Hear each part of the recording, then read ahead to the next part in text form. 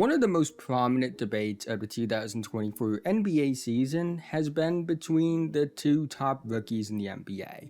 Who's better between Victor Wembanyama and Chet Holmgren? It makes sense because these are the two clear-cut frontrunners to win Rookie of the Year. Both are of similar archetypes, even if I would say they are different. Both have shown absurd amounts of talent, while also being in different situations that have led to many different arguing points and angles. And they even seem to be taking this rivalry personally. I've seen both sides of the argument. I think both bring up good and bad points, which is usually the case in stuff like this. But in this video, I want to talk about where I stand on each of these players, as well as why I think it's not nearly as simple as you would think. But quickly before we go any further, if you're new and like basketball, I'd really appreciate if you would like, subscribe, and hit the notification bell to be notified whenever I release a video. I'm making videos about basketball all the time, and liking and subscribing are the two best ways can help me out in the YouTube algorithm, help support the channel, and help me reach my goal of 10,000 subscribers by the end of the season. Let's try and get 100 likes on this video so YouTube will recommend it to others. Anyways, let's talk about these basketball aliens.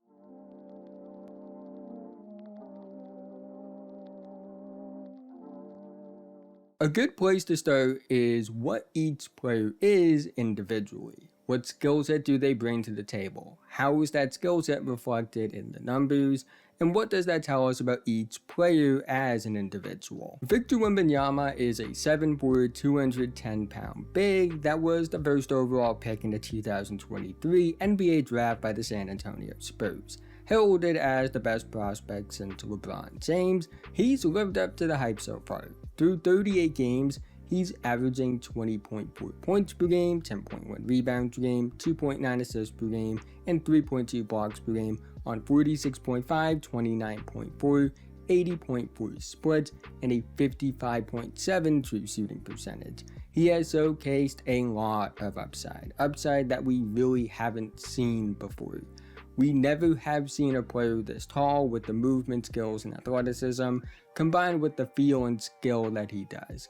While he's had his ups and downs like all rookies do, his efficiency has gotten better every month, and that's really encouraging for development. And what's impressed me most recently is how much he's been a very productive player while also being really efficient despite being on a minutes restriction, averaging 24 points per game and 25 minutes per game during this stretch, while also being, again, really efficient, which wasn't the case early on in the season. He shows legit potential in all aspects of offense, traditional big skills, perimeter skills, and even playmaking skills. He's far from a complete player, but that's what makes him so special. He's had many dominant stretches against really good teams, despite really not putting it together yet, which makes the idea of how good he could be in 2 to 3 years equally as exciting as it is terrifying. And defensively, I would go as far to say he's elite right now. He's leading the league in blocks per game despite averaging less than 30 minutes per game. He would be the first rookie in NBA history to lead the league in blocks per game, and he also has pretty good foul discipline for a rookie. However, it's not just about blocking shots. He completely wrecks opposing offenses due to the freakish physical and athletic tools combined with feel for the game. This gives him defensive range that covers the entire half court, and also gives him the upside to be one of the best defensive players we have ever seen. Overall, Wemby is showing dominance as he gets more offensive reps, while also showing why he's one of the best defensive rookies we have ever seen. Chet Holmgren is a 7'1", 208-pound big that was the second overall pick in the 2022 NBA draft by the OKC Thunder. He missed his entire rookie season, or what would have been his rookie season, due to an off-season injury at a Pro-Am game. So this is his rookie season, and yes, he falls under the textbook definition of what a rookie is, and does deserve and should be qualified to win the award this season. I've always found that angle to be really stupid. Regardless, Chet was not as heralded as Wemby entering the NBA, but he was a heralded prospect. He went second overall for a reason, and he was even viewed as a first overall pick candidate. Through 44 games, He's averaging 17.1 points per game, 7.3 rebounds per game, 2.8 assists per game, and 2.6 blocks per game on 54.1, 38.5, 77.9 splits, and a 63.9 true shooting percentage. Offensively, he's incredibly polished, and his efficiency is unprecedented for a rookie.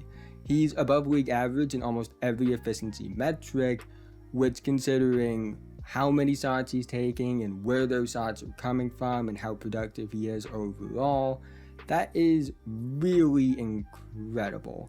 He's shown ability in both traditional big and perimeter skills, but what stands out most is the fact he's versatile. He can play off the ball with guys like SGA and J-Dub, but he's not a pumpkin on the ball either.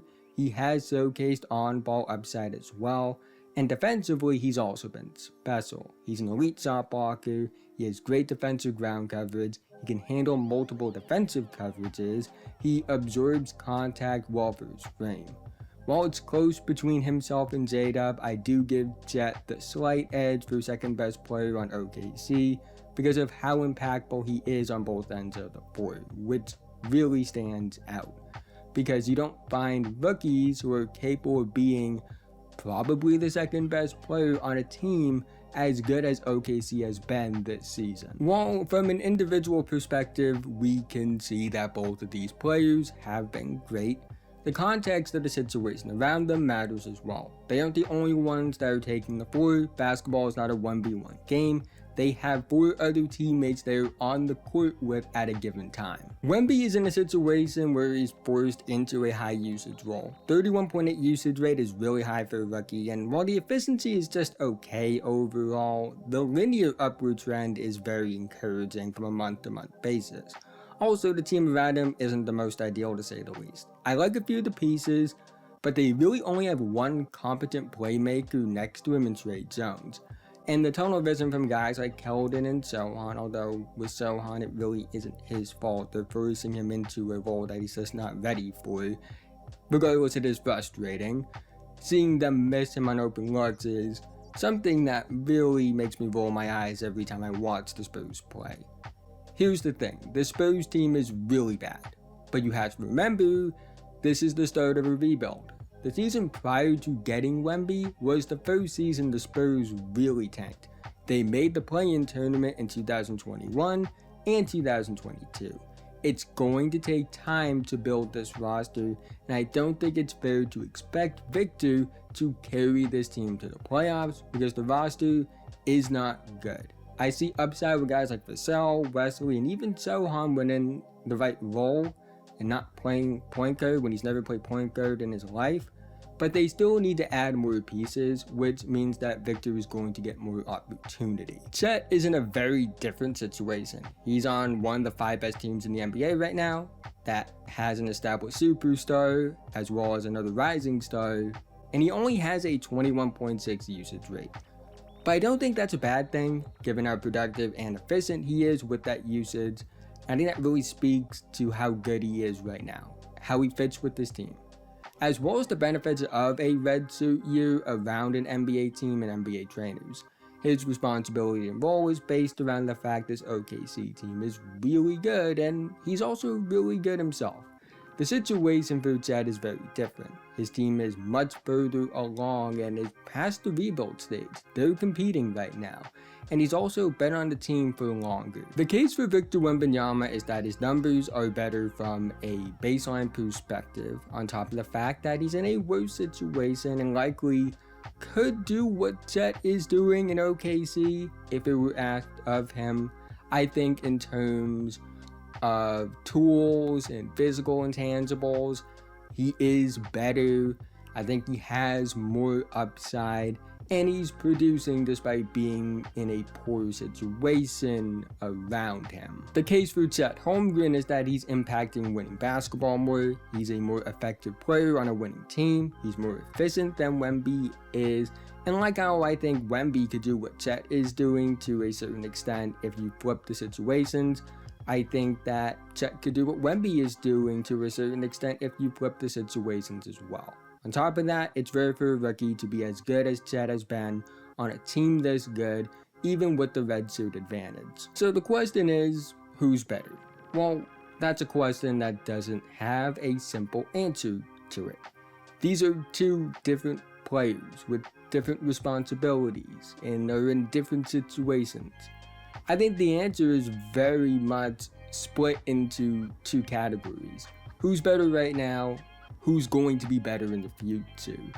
While I think that both have great upside, I think both are really good right now, I think both of those parts of this question have different answers.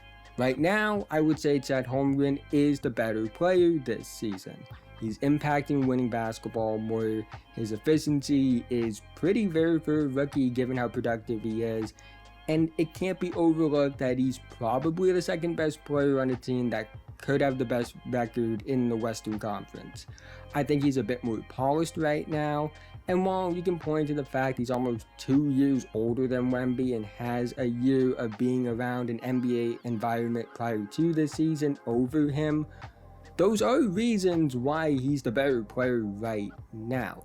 It doesn't take away from what Wemby has done as a rookie. He's been absurd in his own right. And I know Rookie of the Year usually isn't about team success, but when the team success is at the level it is with OKC, and Chet has been as productive and impactful in terms of being a reason for that team success, it's hard not to factor that in, which is why right now I would slightly lean towards Chet as the Rookie of the Year. Although I wouldn't be mad if Wemby won it either. He would be a very deserving winner. Now, in terms of upside and who I think is going to be the better player long term, I would say it's Wemby. The same way I don't think saying Chet is better right now this season takes away from how good Wemby has been as a rookie. I don't think saying Wemby has more upside takes away from the upside of Chet Holmgren. It's just that Victor Wembanyama might have the highest ceiling of all time. He has a chance to be the most dominant offensive and defensive player in the world. Offensively, if he truly puts it all together, he has a chance to be unstoppable, which is not something I've ever said. Remember when I made that video about his battle with Giannis, and I said that I think he has the upside to be better than Giannis has been? That really speaks to how I view the upside with Victor Wembanyama, and that's just speaking about his offense. Defensively, he's already incredible, and he has a chance to maybe even be the best we have ever seen on that end of the floor. There's no one in the NBA right now, or anyone that's going to be entering the NBA in the near future with this kind of upside. Regardless, I think both of these players are going to be incredible. I think when both hit their prime, we likely will be talking about two of the best players in the NBA, and definitely two of the best centers in the NBA. Both are unique and versatile talents, both have incredible upside, and both are really good right now. And I can't wait to see how both of these guys develop over the next few years. But that's the end of this video. If you made it to this point, thank you so much. Again, haven't already, like, subscribe, hit notification bell, I'm notified whenever I release a video. I'm making videos about basketball all the time, and liking and subscribing are the two best ways can help me on the YouTube algorithm, help support the channel, and help me reach my goal of 10,000 subscribers by the end of the season. Let's try and get 100 likes on this video so YouTube will recommend it to others. Let me know what you think about this debate. Who do you think's better? Do you think Victor Wembanyama is better? Do you think Chet Holmgren is better? Why do you think each of those players has the edge in the debate? Who do you think's better right now? Who do you think's going to be better long term? Who do you think's going to win Rookie of the Year? I'll do all that down below. But with that being said, have a nice day, and I'll see you guys in the next one.